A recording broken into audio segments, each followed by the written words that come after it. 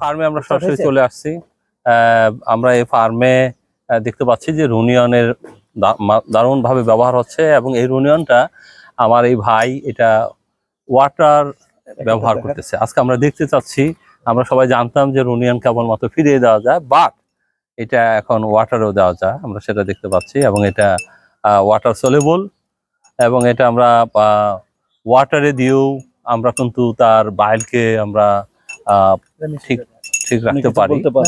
হ্যাঁ, এবং হয়তো একটু রেসিডিউ থাকে, সেটা পরবর্তীতে উনি আবার এটা ফিরিয়ে মিশিয়ে দিয়ে দিচ্ছে। সো অনেক সময় আমরা জানি যে খুব কুইক অ্যাকশন দরকার হয়। যখন কুইক অ্যাকশন দরকার হয় তখন কিন্তু ওয়াটার সলিউবলগুলো কিন্তু ওয়াটারের মাধ্যমে, দ্রুত ড্রিঙ্কিং ওয়াটারের মাধ্যমে আমরা বডিতে কিন্তু দিলে আউটপুটটা খুব দ্রুত পাওয়া যায়।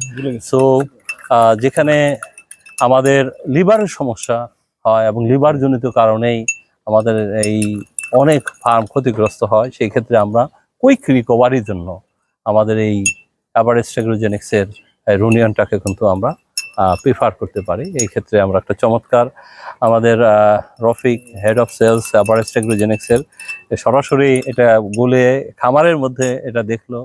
আমার যে ভাই প্রথম কেমন পেয়েছেন আপনি একটু বলতেন, একটু শেয়ার করতেন কেমন এটা রেসপন্স কেমন? রেসপন্স ভালোই পাইছি।